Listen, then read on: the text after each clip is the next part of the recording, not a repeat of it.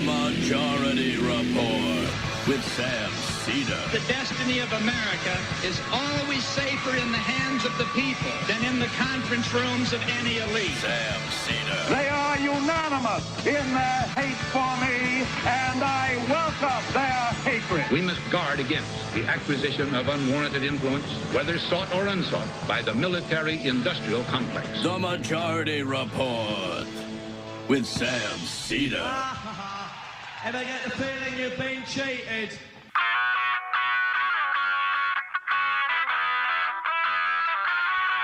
It is Monday, May 1st, 2023. My name is Sam Seder. This is the 5-time award-winning Majority Report. We are broadcasting live steps from the industrially ravaged Gowanus Canal in the heartland of America, downtown Brooklyn, USA.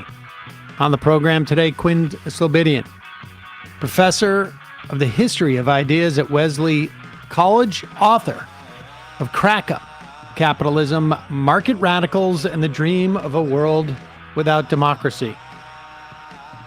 Also on the program today, more revelations of ethical violations on the Supreme Court, as the Senate Judiciary Committee will be having a hearing on such issues tomorrow.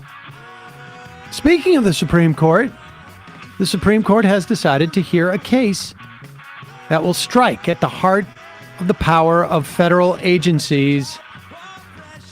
The Chevron doctrine is now officially in the crosshairs. First Republic Bank goes belly up, sold to J.P. Morgan Chase, just months after First Republic said, we don't need no stinking regulations.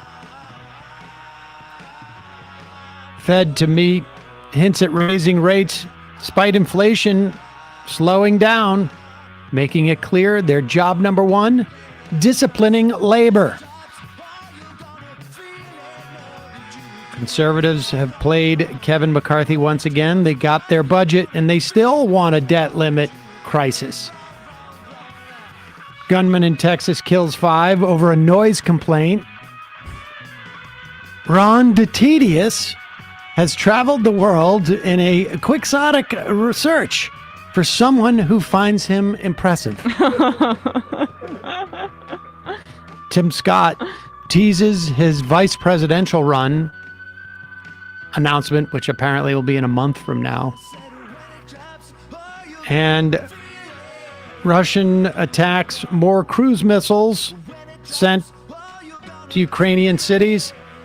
Lastly, Epstein's private diary names names, including Noam Chomsky. All this and more on today's Majority Report. Welcome, ladies and gentlemen. Thanks for joining us. The beginning of this week, if it's anything like last week, it's going to be a bumpy ride, but maybe a fun one. Emma Vigland. Hello. Last week, still echoing. Apparently, Steven Crowder refused to give up the ghost. He put in another salvo.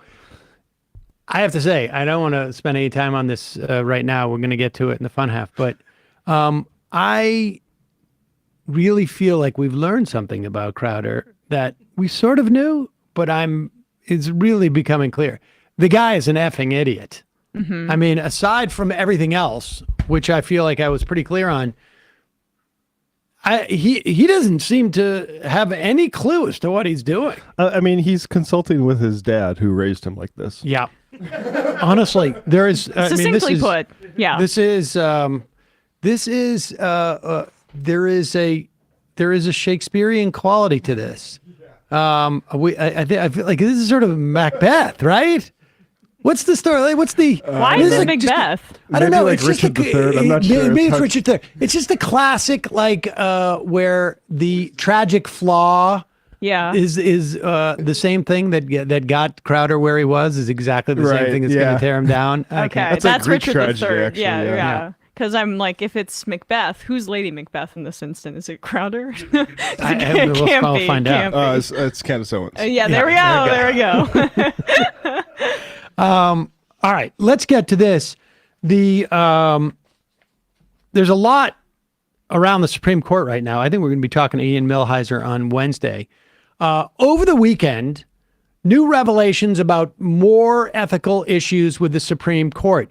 You heard about Gorsuch having his real estate bought 9 days after he was sworn into the court, real estate that he couldn't move for 2 years. Just a coincidence, folks. Didn't disclose who bought it either, but disclosed the cowboy boots. Fair to disclose stuff. I mean, failed, it happens. Yeah, paperwork issue. Clarence Thomas, whose record of ethical violations goes back over 10 years when Breyer and Scalia testified in 2011 to the same issues that Thomas still has involving that guy, the billionaire Crow. You'll also remember Scalia. Where did he die? He was in like some billionaire's, retreat. Hunting retreat, yeah. We also have Sam Alito going out there whining and crying that nobody's respecting the court, claiming that he knows who the leaker is of the Dobbs ruling, which I bet he does, because he probably sees him every morning when he gets up and looks into the mirror. I was about to say, was that his quote when looking at himself, pointing?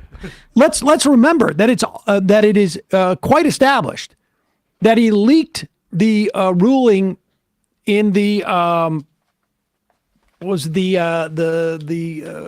case involving birth control on the Hobby Lobby case.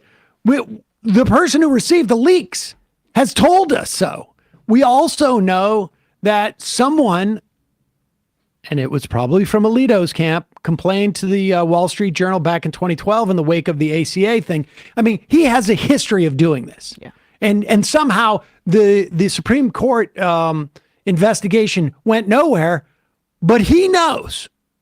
And it's a liberal. That's my favorite part, too. He's like, it's definitely not a bald white man. It's a liberal woman. Did he say it was a liberal? I think so, right? Did he hint that it was someone trying to weaken the court? Or maybe I'm wrong. He hinted that it was not anybody. It was someone who was trying to undercut the brief. But I don't think he characterized exactly who that person was. But, I mean, he's a liar. Yeah.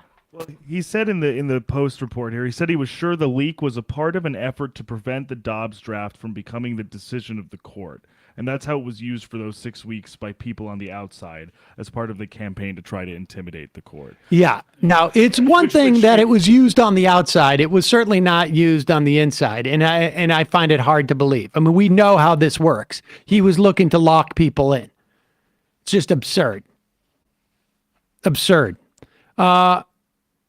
Here is Ted Cruz dealing with that, having to address at least some of the ethical violations. He leaves out all the rest because Clarence Thomas is the most sort of like sympathetic figure, or the way that Ted Cruz can twist it. And I got to say, kudos to Ted Cruz for going on with Maria Bartiromo, particularly since we know of like all the sort of back channel that they have because of that Dominion stuff. All right, let's play this clip. 3 conservative Supreme Court justices are under investigation for ethics. They are attacking Clarence Thomas. Did Clarence Thomas do something wrong? No, you know what Justice Thomas did wrong? He's been one of the greatest Supreme Court justices ever to serve on the court. He has been a principled constitutionalist, and the left despises him. Democrats hate Justice Thomas, and they save a special degree of hate for him because he's a black man. And their view is that African-American is not allowed to be a conservative, is not allowed to disagree with left-wing orthodoxy. You know, Justice Antonin Scalia, whom I knew well, was every bit as conservative as Justice Thomas. Mm-hmm. The left didn't heap that kind of contempt on Justice Scalia. Justice Thomas, they view as a traitor because he is African-American and he's an extraordinary justice. How disgusting. And listen. Thank you, Maria. I want to make something absolutely clear that what is there something wrong with my camera? Yeah, you just started glitching a little bit. It looked like, so I'm going to cut to Emma, but you can still talk. Okay.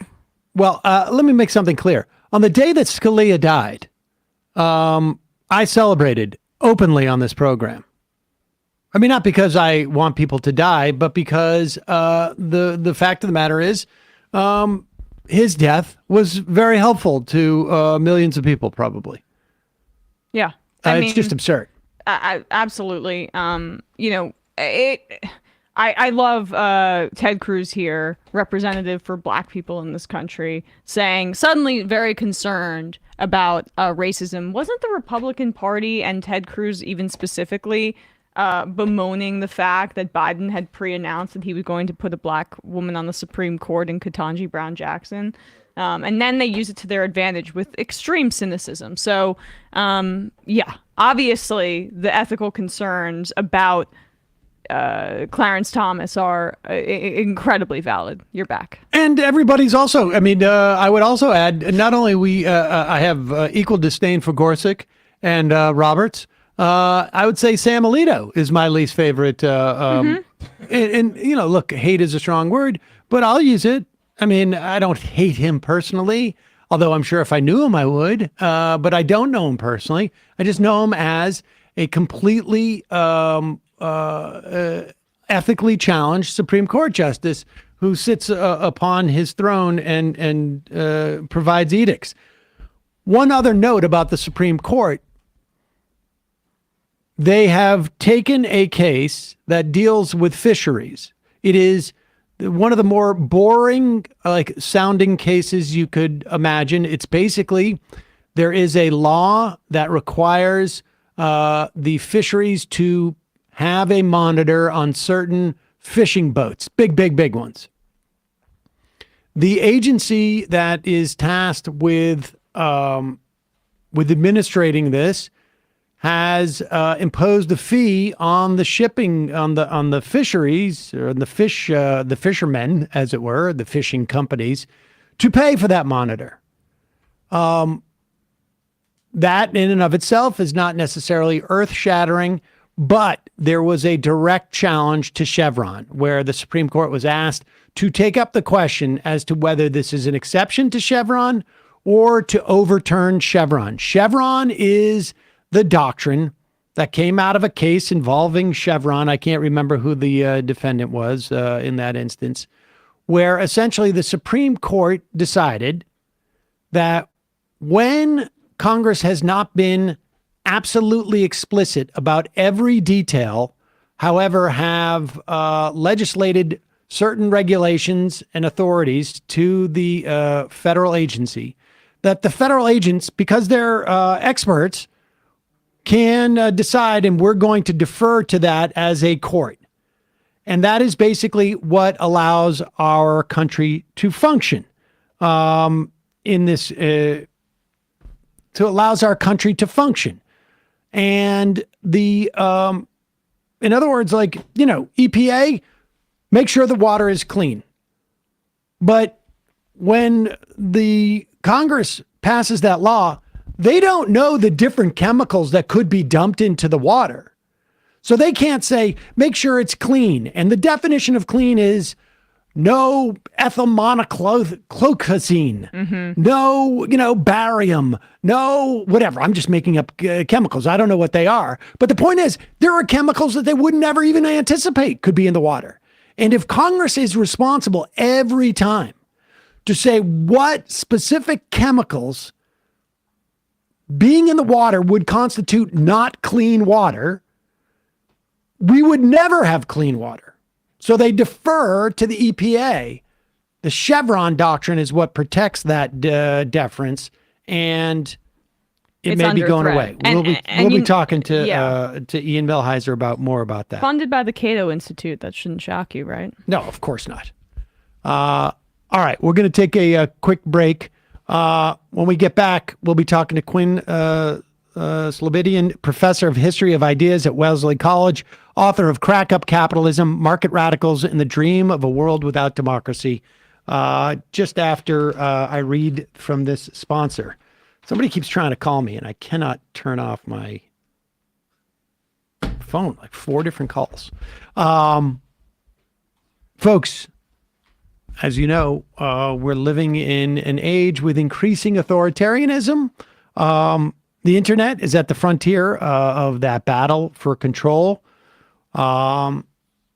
You've got corporations want more and more information. It's not like we live in Europe where they, when I got back from Europe, all my computer, my iPad, I'm still sometimes getting asked, like, do you want cookies? And I get the option of saying no. Oh, that's nice. I was trying to figure out a way to get rid of cookies the other day. It's, we just, you know what you got to do? Get your Congress to take control like we've seen in Europe. But in the meantime, if you want to protect your privacy, ExpressVPN. Large corporations want to track what you do online, what you're searching for, the videos you watch, everything you click, et cetera, et cetera. They can match your activity to your true identity using your device unique IP address. When you use ExpressVPN, they can't see your IP address at all. Your identity is anonymized by a secure VPN server. This is also very good if, let's say, you want to watch the Australian version of Survivor and you find out that it's not available on any of your devices until you do your one click on ExpressVPN, which I will also tell you, you can put on your smart TV. Super easy. And then all of a sudden, as far as they're concerned, you might as well be in Australia. ExpressVPN encrypts 100% of your network traffic for protection from hackers and eavesdroppers. ExpressVPN is super easy to use. Again, the app has one button. You tap it, you're protected. That simple. Done. Don't give big tech and big government the power to control your information. Defend your rights and protect yourself at expressvpn.com/majority. That's EXPRESSVPN.com/majority. You will get 3 months free. expressvpn.com/majority. As always, we'll put that in the YouTube and podcast description and on the website. We'll be right back after this with Quinn Slobodian. Be right back.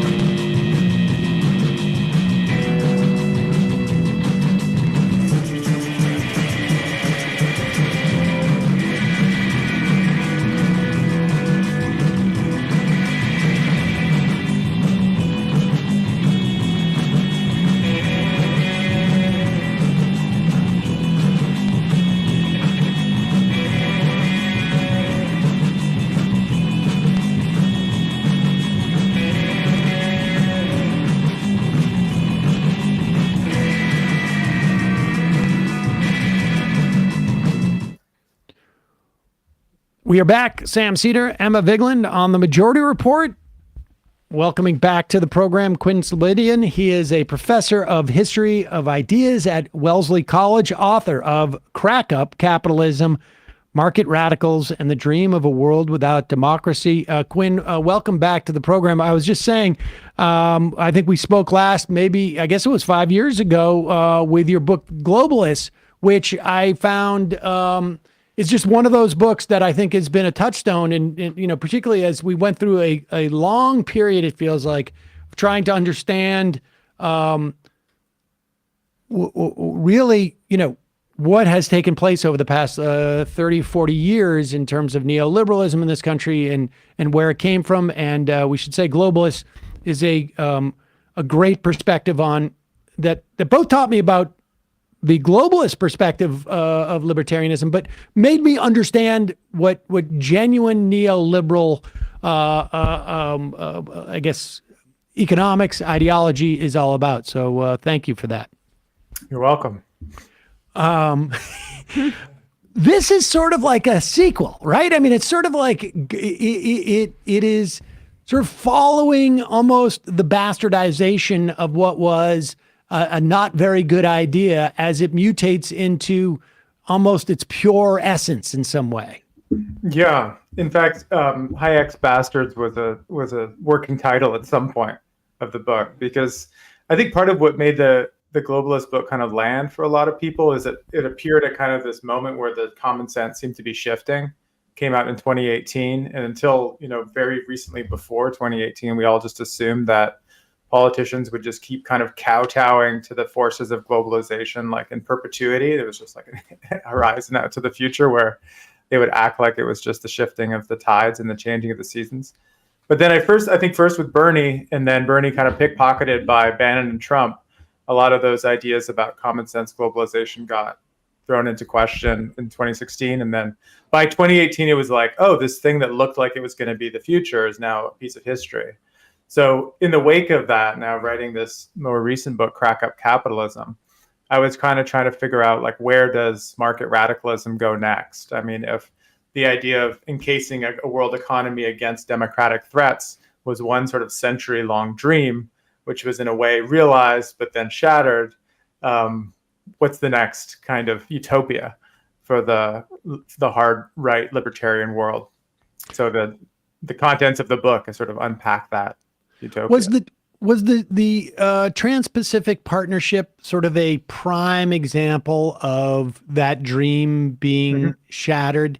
And if so, will you just characterize that dream so we can sort of, go from Milton Friedman, I guess, to his son, to his grandson, and just watch the sort of the progression there? There's because there does seem to be I guess a loyalty to a central concept. It's just in practice, how it's deployed is a little bit different. Yeah, exactly. I mean, I had this sort of one-liner about what neoliberalism is, which is just the ongoing effort to protect capitalism from democracy. And the solution then sort of changes as the conditions change. Sometimes you scale up and try to create sort of multilateral trade deals that lock in certain kinds of freedoms and prevent others. At other times you do what I'm describing in the book, which is you kind of opt out, or you create new little statelets, you create new sort of things at the seams of sovereignty. So I think that the Trans-Pacific Partnership you mentioned was very much a turning point. The interesting thing, or the usefulness of focusing in on these trade deals, I think, is it puts paid to the idea that the globalization era was about unfettered markets, or like setting markets free, as it was often put. One of the main points of globalists was to sort of point out that globalization has always been encased by an ever proliferating number of laws, institutions, authorities that allow, certain kinds of exchange and make impossible others. So the trade deals are a perfect example of that, right? They're not freeing markets. They're actually making markets accumulate profits for certain groups. They do things like encasing intellectual property rights, making impossible things which used to be normal, like poorer countries using software, using patents that would otherwise be protected only nationally. So the moment at which someone like Hillary Clinton actually herself turned away from the TPP, I think that was really a moment you knew the sea change had happened, and it has just continued to happen. I mean, I was talking to my students just today about the attitude towards free trade, which as recently as 4 years ago, I think it was very much a deviation to think about needing to start a trade war with China for any reason whatsoever. And now you can't find a politician who's not going to agree that there's some kind of economic, if not military, conflict happening with China, often for worse. Well, I just, in terms of free trade, I mean, that in and of itself is also, like, as you almost just explained just before that, is sort of a misnomer, right? It really isn't so much free trade as much as it is like, we're going to decide the terms of trade that are really more advantageous to us. We're not unshackling any type of, like, it's not just a question of like rolling back tariffs. It's almost as if like there was like a shift from what was a sort of a fake category, right? Free or fettered trade, because all trade is fettered, or it's not free of anything other than maybe it's like less friction for certain participants within the context of that exchange. And then it just jumped categories, like almost like people said, oh, well, we don't want free trade, but we were never really talking about free trade. That was just a misnomer. Can you just sort of like broaden that out too, so that people understand? Sure.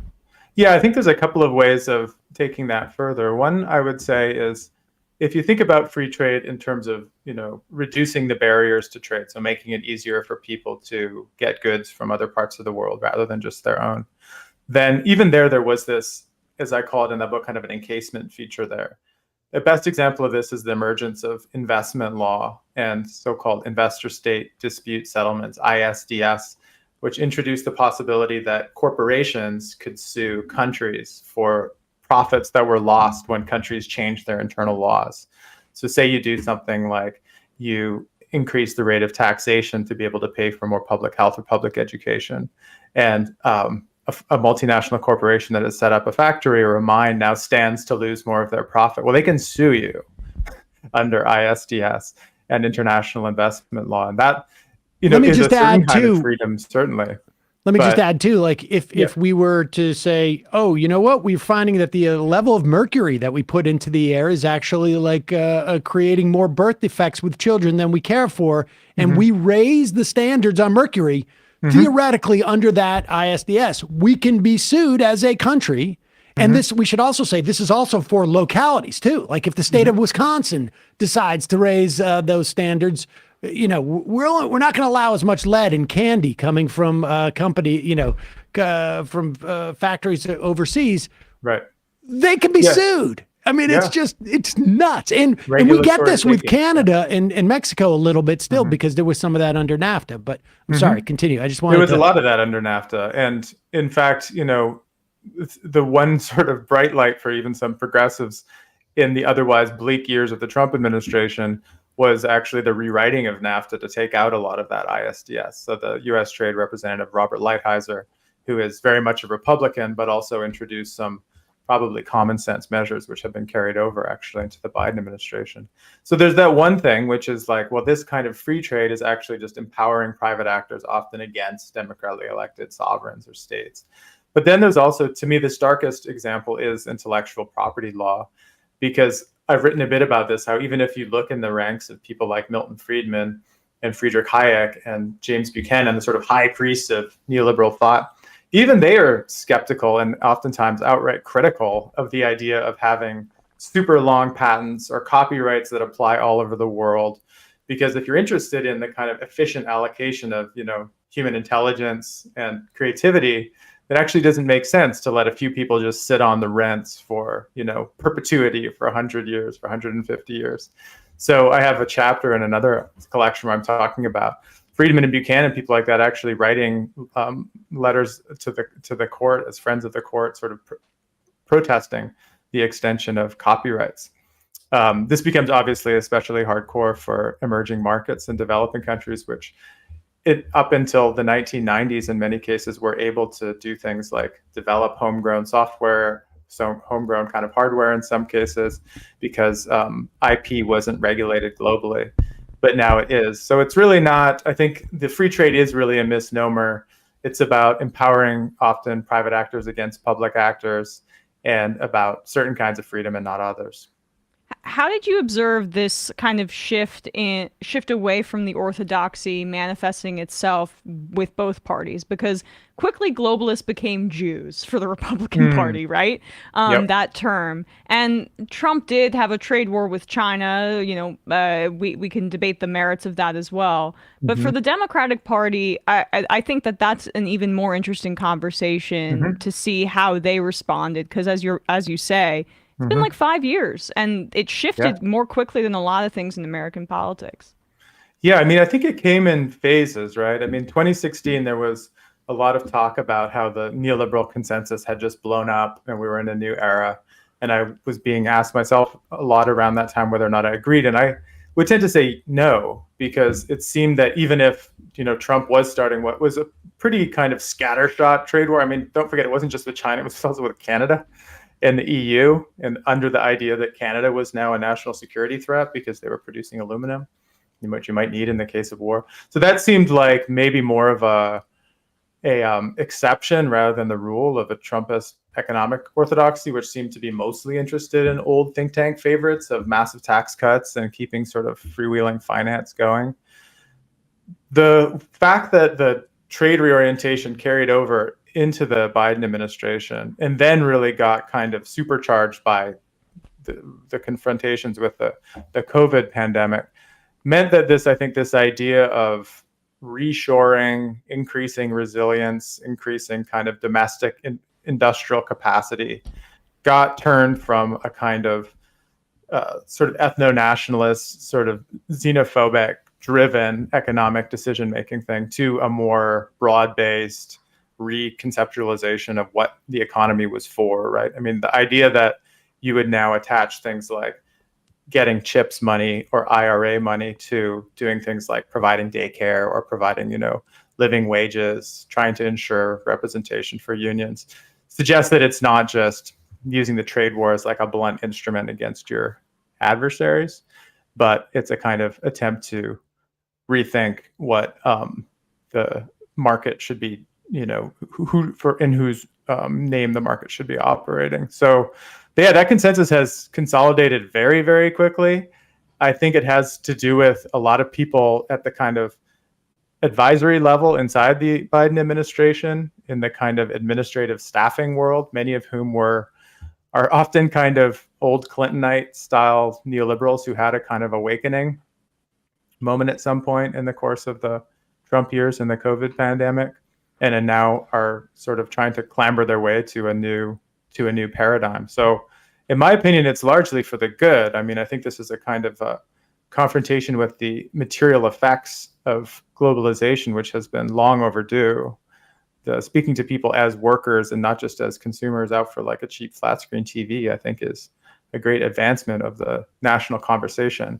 But it definitely still, I mean, as you signaled by this idea of like the conflation of globalists with Jews and the anti-Semitic slur, it always does threaten to tip over into something that would be extremely problematic. So one needs to kind of corral the messaging around it, obviously pretty but even the consensus you describe I find to be a bit problematic, because that seems just Cold War redux. Like, I mean, I'm happy that consensus about trade has shifted so rapidly, but the context in which it's now kind of manifesting itself is concerning because it's just about militarism with China.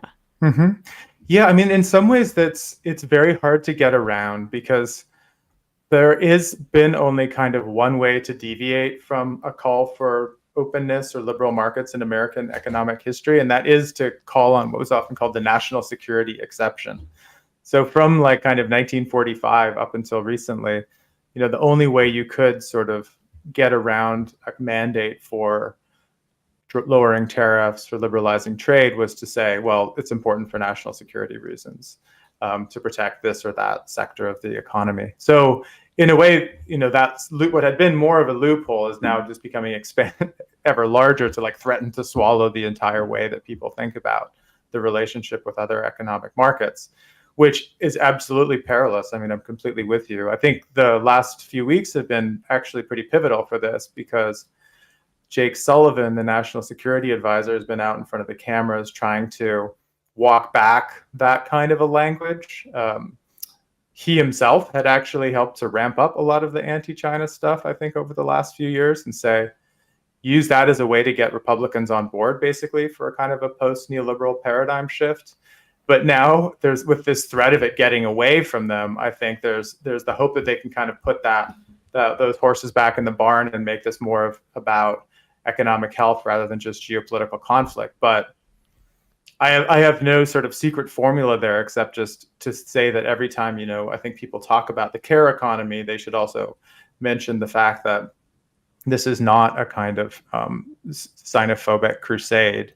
And this is not actually about the zero-sum relationship between the Chinese people and the American people. I think the leftist perspective is to see that Chinese workers are structurally in the same relationship to capital as American workers are, and to try to think about how you can create bonds of solidarity and mutual interest across those divides. But unfortunately, I don't see a lot of people beyond small groups like Justice is Global kind of being really conscious about that trans-border worker organizing.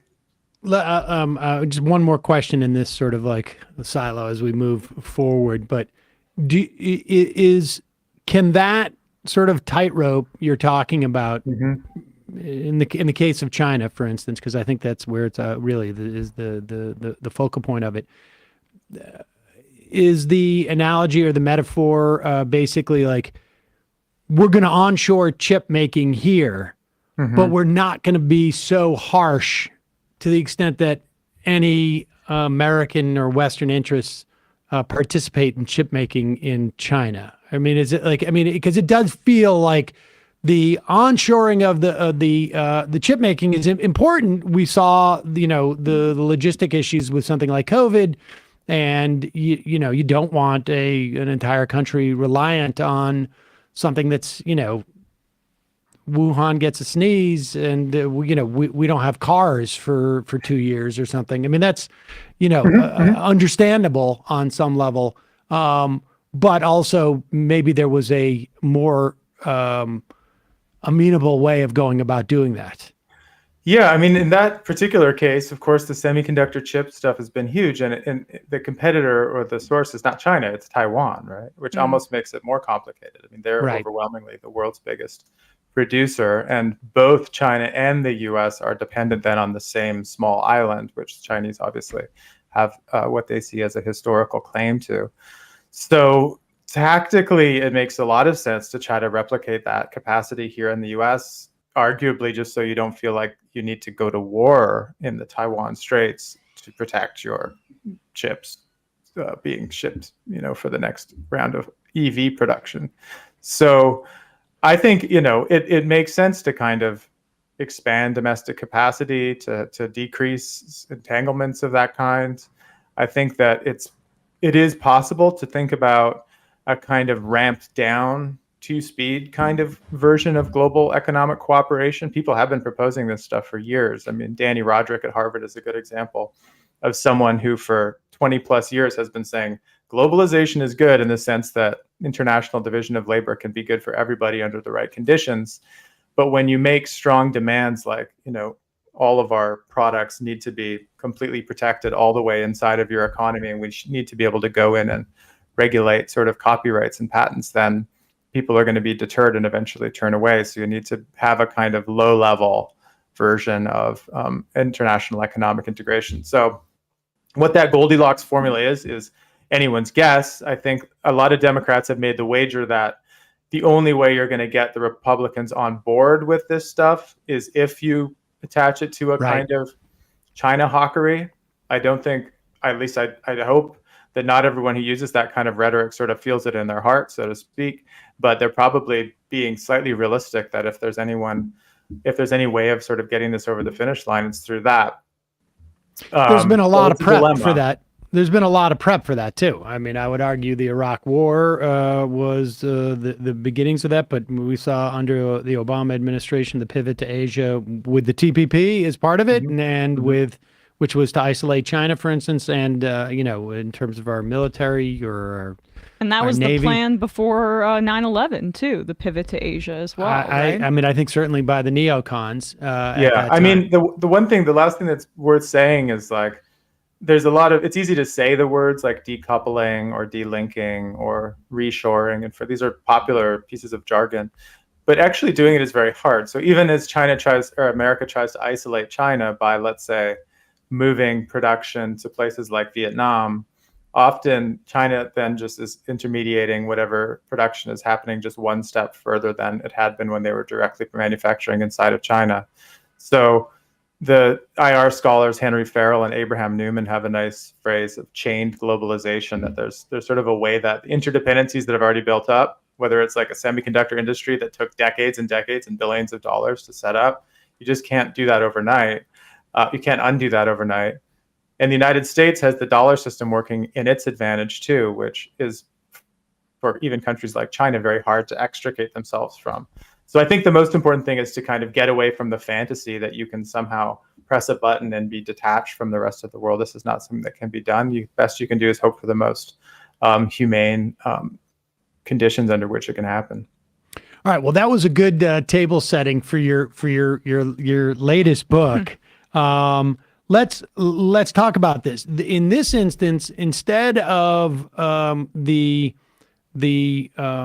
sort of Mont Pelerin, I guess, agenda of having governments shape a market that will be conducive to certain business, I guess, interests.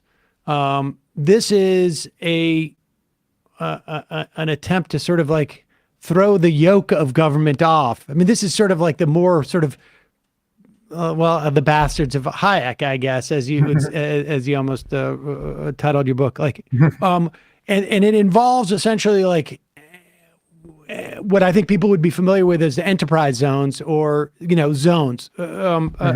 Take it from there, and we'll go into some of these case studies. Sure. I mean, I guess it's worth sort of setting up why I would do this too. I mean, so I'm a historian, meaning I'm always sort of trying to figure out what the stories that we're telling ourselves about the past and even the recent past. And there was a couple of stories about the recent past that I found really unsatisfying. And so the book and its subject was kind of a way to try to think my way out of those. And one of those stories is about the world since the end of the Cold War.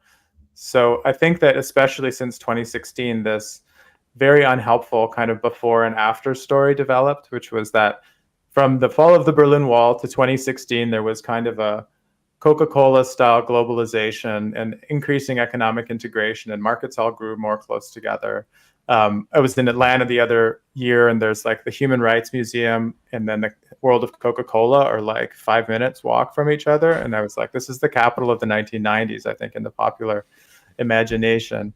And then supposedly 2016 came up and like blew it all up, and we were now disintegrating. That just didn't work for me. I'm unpersuaded by those broad narratives in general. And when I started looking back at the 90s, just day to day, week to week reportage, I mean, it was all about fear of fragmentation. Yugoslavia was falling apart. The Soviet Union was obviously falling apart. Somalia was stateless for a decade.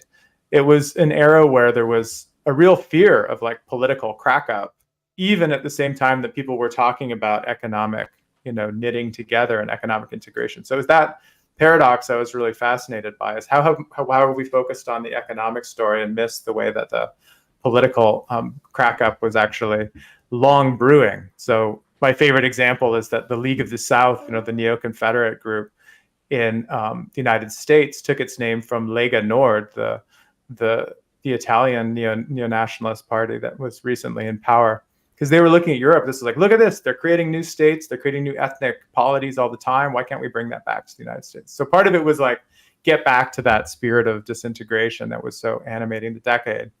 But the other one was really about this idea that that free market radicals would always be interested in kind of scaling up, right? The globalists in the far right slur sense, that somehow we were all sort of subject to the machinations of a small number of puppet masters. And this is something that I think in the collective isolation and the madness of 2020 really started to suck in, I think, ever more people, probably, a lot of people, even a couple degrees from all three of us, have probably been drawn into this kind of maelstrom that was often focusing on the one especially photogenic figure of Klaus Schwab at the head of the World Economic Forum, who was supposedly had created the whole pandemic from the outset as part of the Great Reset. And so this idea that market radicalism was all about global puppet masters was like ever more unsatisfactory to me, if not the wrong way that we should be taking sort of critiques and debates, which led me to the gang of people I talk about in my new book, which is about people who had a very different attitude towards the 1990s. Basically, they saw the 90s happen, the WTO, NAFTA, the EU, and they were people who prized economic freedom above all. But instead of celebrating and thinking like, hooray, we won, the Cold War is over, capitalism is the only choice, they actually thought the opposite. This is, the first big twist you need to get your head around to understand where these Hayek's bastards sort of get their ideas, is that actually the fact that communism is gone is bad, because now the communists have gone undercover and they're doing other stuff now. Communism has gone from red to green. It's now environmentalism, it's feminism, it's the civil rights movement, it's demands for affirmative action, the protection of people with disabilities. And the globalists, as they would then happily call them, are actually now a bunch of socialists. They're not capitalists. So what do? Well, you have to get out, and you need to create new small versions of sort of secessionist zones. You need to create, do laboratories for opting out in places like gated communities. So one of my chapters is about how excited the kind of libertarian world was about the proliferation of gated communities and homeowners associations in the 1990s, because they looked like experiments in private government, right? It wasn't one person, one vote. It was like shares based on how much property you had, how big your unit was, right? These things all then were things that determined how much power you had inside of the private mini state of the gated community as they saw it. And the book then becomes a kind of a tour through these examples of people thinking that they can kind of opt out, create a purely private capitalist community without any trace of representative government or democracy, and the great lengths that they had to go to find such places. So the most dramatic example is probably the Dutch guy who tries to set up like a stateless anarcho-capitalist society in Somalia in the middle of the civil war, creates what he calls a white man's business clan, grafting kind of Somali customary law onto 21st century contract law.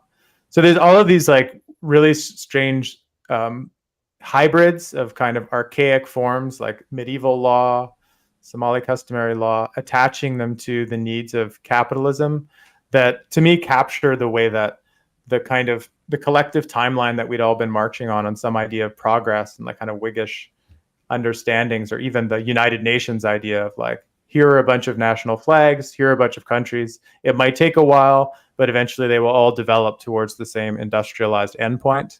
I think one of the other things that happened after the Cold War is that assumption just blew apart.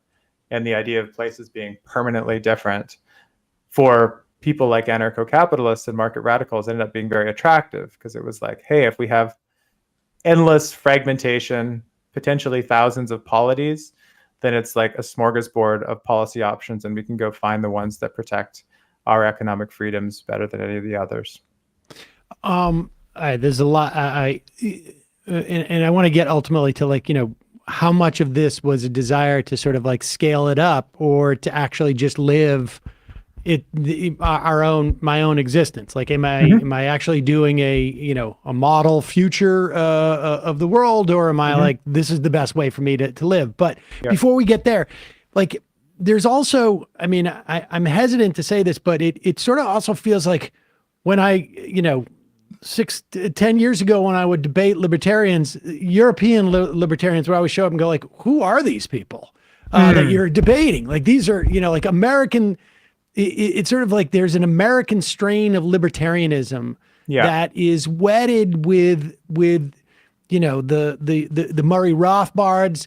He was the guy who he was also like, I think he was doing some of the newsletter stuff for Ron Paul. And that sort of strain that sort of took on a weird sort of derivation of libertarianism. And I wonder, I guess, like, do we have those things moving in parallel, or is it that there was sort of always an undercurrent? Because I just ran into something today, Milton Friedman, who came up with the idea of vouchers, specifically after Brown versus Board of Education.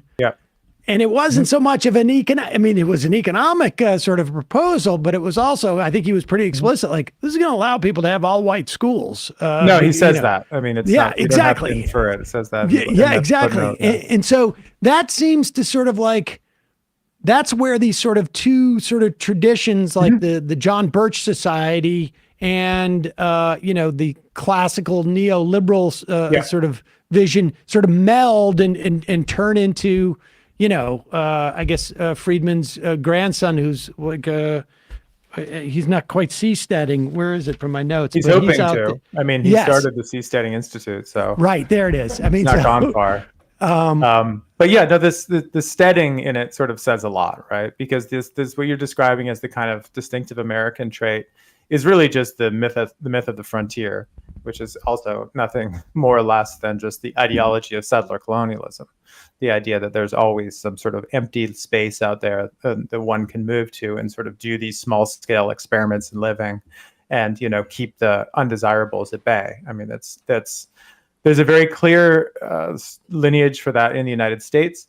But one of the things the book is really trying to bring in is that also has a very long history in Britain. In their case, it's the edge of empire rather than, the American continent. And the book begins with Hong Kong. Singapore is the third chapter. The idea of a kind of freewheeling, entrepreneurial, self-made person going out into the supposedly unmarked territory and carving out a little strange legal jurisdiction that really makes it attractive for people to come and trade there or to invest there. And then people back in the metropole sort of looking admiringly at them. I mean, this is very much part of British imperial culture, whether it's the Stamford Raffles starting Singapore in the 1850s as part of the British East India Company, or Cecil Rhodes, in Southern Africa, having eventually what was a whole nation named after him. Rhodesia lasted until, almost into our lifetimes. So there is that story too. I'm trying to sort of bring together the sort of frontier settler colonial side of libertarianism, which I think is always there. And which, interestingly enough, doesn't presuppose, I think, that everyone is going to eventually follow that way of organizing their lives or societies. I think the free to choose in the famous Friedman phrasing is supposed to be, free to choose amongst styles of society within which we'd like to live. And if there's one thing that all the people in my book kind of agree on, is that there should be more options of places that one can choose from. The question then is, who has the means to move? Who has the resources? Who has the ability to kind of pull up stakes and move based on incentives or, taste structure or whatever? And the answer is like very few people. That doesn't bother them. I mean, that's not itself an obstacle to their argument. It's an argument for an elite, and with an understood social Darwinist undertone, which is the very process of sorting will, select for the most able and the most fit, and those who are not will be sort of disposed of, sort of territorially. They'll end up in places that can't reproduce them and that is, in many cases of the things I write, not shied away from. It's something that people see as one of the virtues of this model of kind of constant population churn and territorial reorganization. And that it comes out very clearly, for example, in the chapter I have on late apartheid South Africa, which I think in terms of new stories sort of being brought into the historical record, that's probably the one that I feel like this was something that really hadn't been written about until I put it in the book, as opposed to, say, like Singapore, which is a story I've been told many times. But in South Africa, this is Oriana. Sorry? Oriana. Is that Orania, yeah. Orania, sorry. Yeah, so it ends up with a kind of a small all-white Boer enclave that has a CEO instead of a mayor, and they have their own crypto, and it's like super out there. But it was weirdly mainstream in the late apartheid era, the idea that you wouldn't have a single nation state after apartheid, but you would just solve the problem of like the threat of black majority rule by just smashing up South Africa into hundreds or thousands of these small cantons, and then allow people to make their own laws about immigration, representation, and so on. And that would preserve black disempowerment, preserve white property, without sort of transgressing the principle of choosing your own government. So those, and the great thing for me as a kind of insight into America and the way people see it, is their express interest was, how do we get to the United States? How do we get to America where there is rampant racially based segregation? But because it happens through the market rather than by law or edict, people seem to accept it, or at least it's not the grounds for being sanctioned at the United Nations. So they're like, how do we get kind of segregation from below? And that's the kind of thing that, of course, Friedman was interested in too. That's the idea of school vouchers. You take it out of the hands of the state, you let people choose, and if they choose to live amongst people of their own race, then so be it. How can we stand in the way of individual decision making?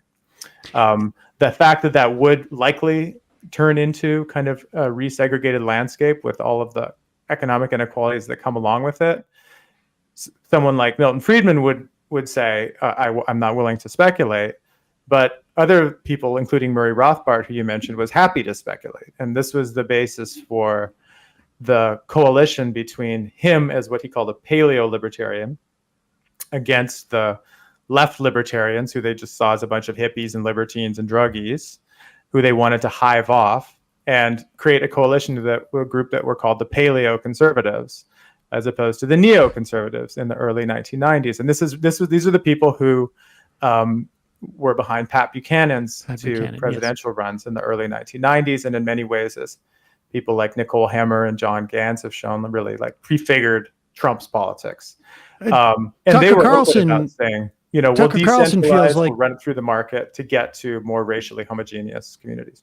Tucker Carlson feels like the sort of the product of that. To me, where that's sort of he is the walking sort of iteration of that.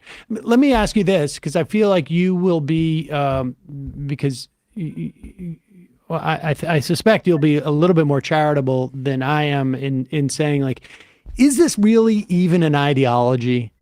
Or is it like we are completely like sort of backfilling this desire for us to justify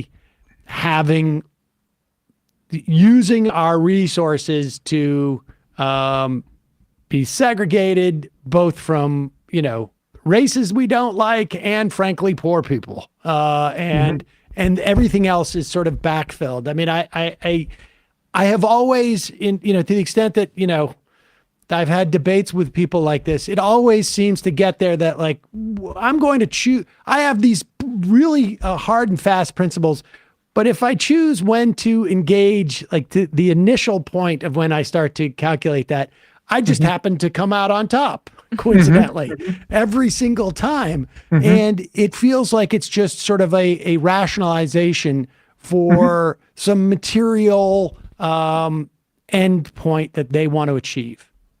Yeah, which is maybe another way of describing what ideology is often, right? I mean, it often is just a kind of a way to produce a justifying set of ideas for the material position that you have found yourself in some cases. But I completely get your question. And I think that my approach, both in this book and the last book, is very much like that of like steel manning an argument, rather than straw manning, like just, for a second, let's take Balaji Srinivasan seriously as a thinker instead of just like laughing him off, which most people, I think, for very good reasons, are willing to do. And let's do that also with someone like David Friedman, who like spends his weekends like dressing up as an 11th century Berber poet and reading poems from the stage. I mean, very easy to kind of dismiss and make fun of. But on the other hand, what if there is a kind of intellectual tradition here, as hard as it can be to discern, that has a kind of generational movement where people argue things in the 1940s and it gets developed across into the 1990s. And what if my proposal with the book is not so much that this is the kind of secret code behind reality, because I don't think it is, nor is it that the world's most powerful people are like secretly Rothbardites, which they're definitely not. It's more that this set of ideas, I think, are very good kind of symptoms of the moment that we find ourselves in, right? So I think that I was talking about this the other day, like Marinetti, the futurist, wrote about like the thrill of being in a car accident and driving a car and the steel and gasoline and so on, like in the 1920s. And, we would study Marinetti on futurism, not because he invented the car or was a great racer, but because he got the car somehow. And I think that's what my character is kind of like. They get the often destructive capacity and direction of capitalism at the present and where they want to, they're sort of avant-garde in that sense. Like they want to imagine a future where all of the things that are happening now just are continued one step further, 2 steps forward, 3 steps forward, right? So the world in which we go about our everyday existence through buying things from each other, operating under contracts, operating with the threat of being sued or fired. Their question is just like, what if our whole existence was just that, and we took out the fact that every 2 years or every 4 years you go to a ballot box, or that there's some idea of like democratic legitimacy that underlies the whole order? What if it was just pure market system and market rationality? And the troubling thing for me is it's not that hard to imagine that, because like, as I said, like our lives are consumed by those kind of processes already.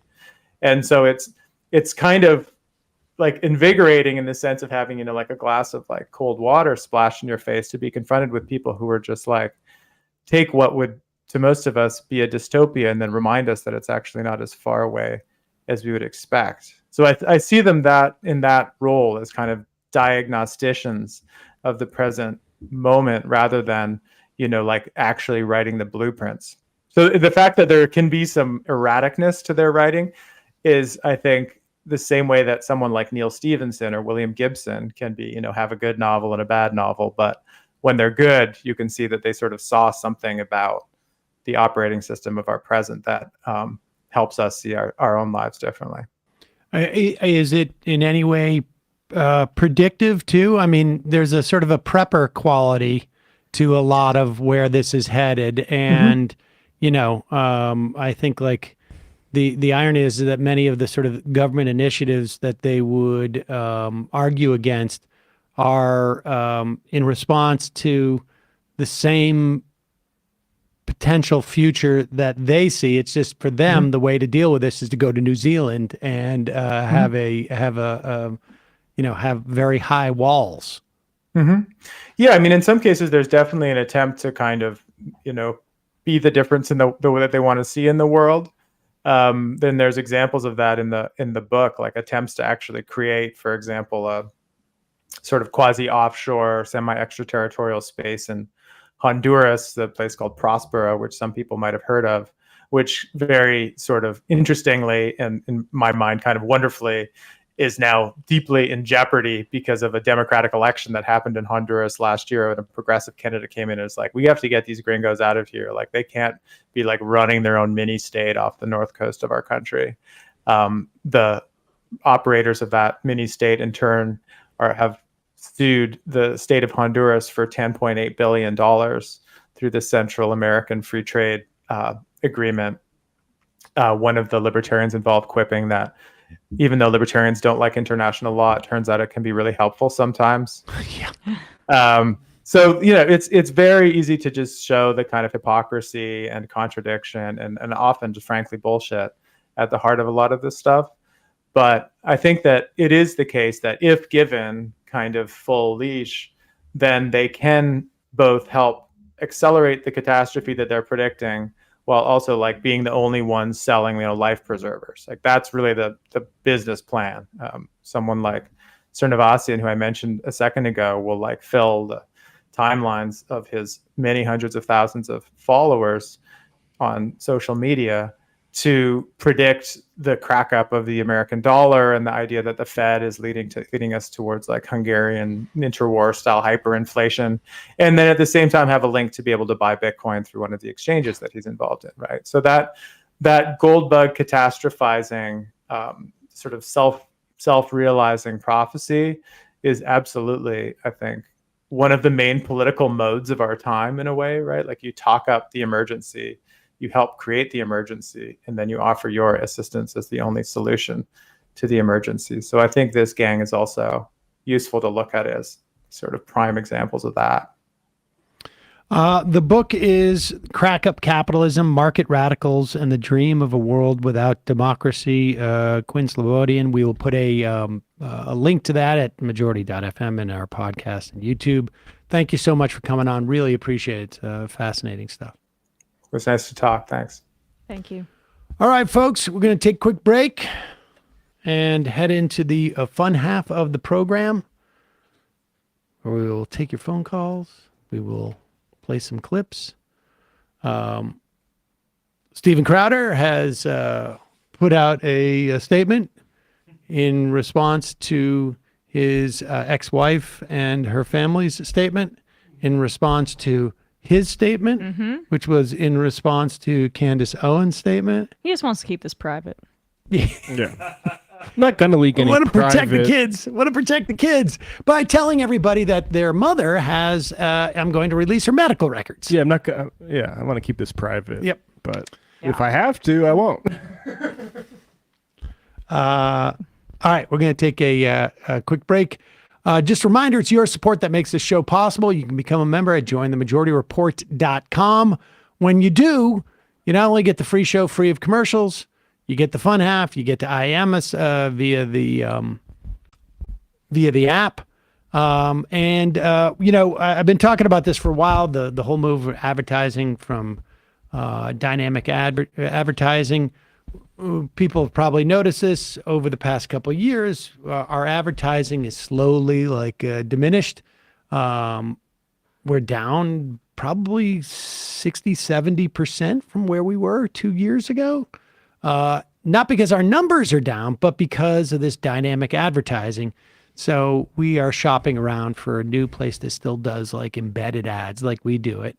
They're trying to control us. It's an authoritarian big tech thing. Mm-hmm. But the reality is that a daily show does not have the long tail that a much easier show to do, like WTF, let's say Mark Maron's show, one where it's just, you could do it, just roll out of bed and just do it twice a week. That has a longer tail for whatever reason, because, people want to hear from famous people, I guess. I don't know. I'm not maligning Maron's show. It's fine. Yeah, it just came to mind. It just came to mind. But our show, we get all our views and our listens within 3 days, 4 days. And so there's no value in the dynamic advertising.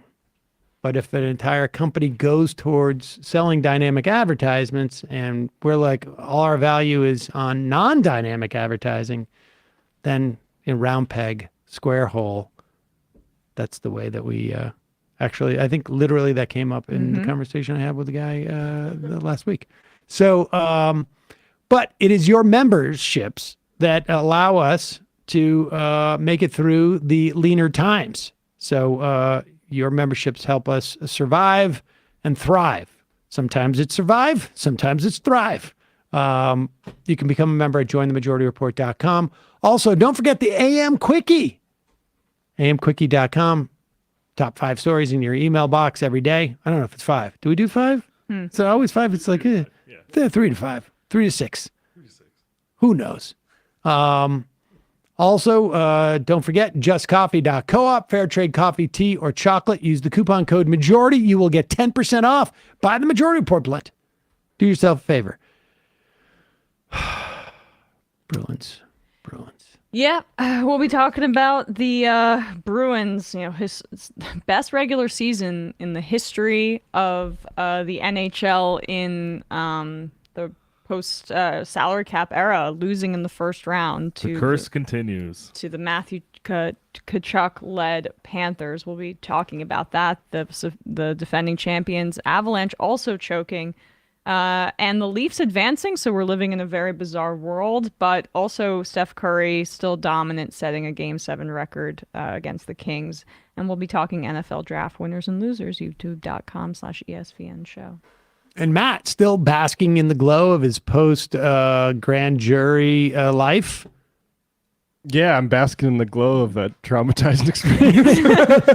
Well, it was either basking in the glow or it was literally just still trying to recover. Yeah, I'm still trying to get up to speed. But we do have a good show for patrons, patreon.com/leftreckoning. Go subscribe to that. We did a show where we talked about the North Dakota young Republicans who got busted with a Telegram channel saying a bunch of racist things. What? If you'd be surprised to say. And then when they were caught, someone took a screenshot of saying, of one of the people caught saying, hey, thanks to whoever leaked our screenshot to the conservative journalist in North Dakota, Rob Port, and then said, Happy Hanukkah. So some good old-fashioned anti-Semitism from the future of the Republican Party. These are the people who voted against school lunch and voted for raising their reimbursements, and also a record-setting 10 anti-LGBT laws the same day, and there turns out a bunch of crypto Nazis. And so we went into details there, including one of whom lying about law school in a sort of George Santos fashion. So patreon.com/leftreckoning. We got Chris James of Not Even a Show tomorrow night to talk about pranking people who, for instance, vote against school lunch bills. Again, I've made this point many times, it is, I think for people who are bigoted that way, they wouldn't say I'm not, racist and anti-Semitic. There's no difference. It's all Right. just people who are different than me. And it's all these 24-year-old little shits, and one of them was Edgelord types. who like is like, I'm gay myself. I couldn't say anything against the tide of this Telegram channel because then they would target me. And it's like, you actually look at what he said, and it was I'm gay but I'm not a F, and who cares about pride, and also like going after trans people. So it's a little rancid. So Dave Rubin group they have there. Yeah, if you wanna start to understand that, start with Hannah Arendt's The Banality of Evil. And then work your way to Errol Morris's Dr. Death, I think it was. Is that what the name of it was? Was it Dr. Death? Errol Morris? I haven't seen it. Oh, yeah, just Google it, because I can't. I always get the name wrong.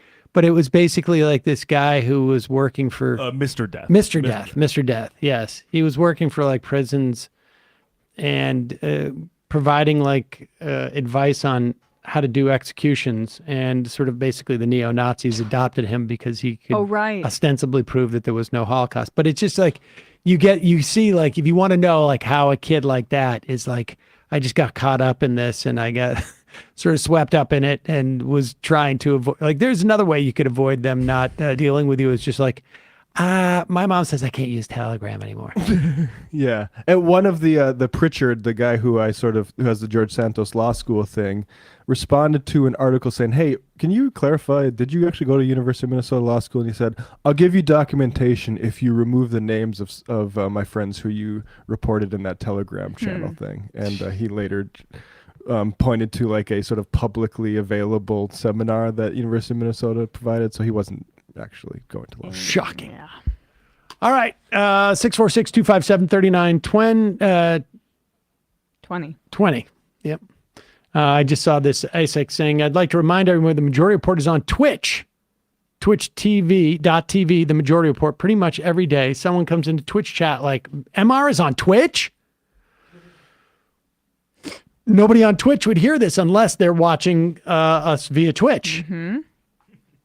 So you know what that tells me? The Twitchers who are watching us on Twitch are not doing their job. Whoa. Calling them out. Still, I think you guys are poggers, and let's get a hype train going. So, all right, see you in the fun half. You are in for it. All right, folks, 646-257-3920. See you in the fun half. Are you ready?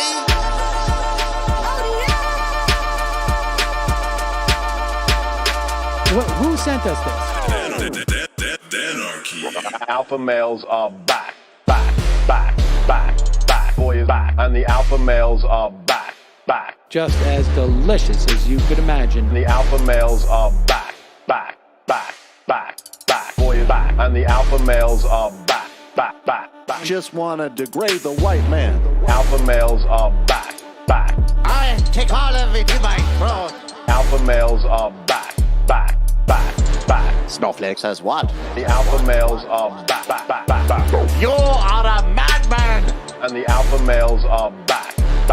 Oh no!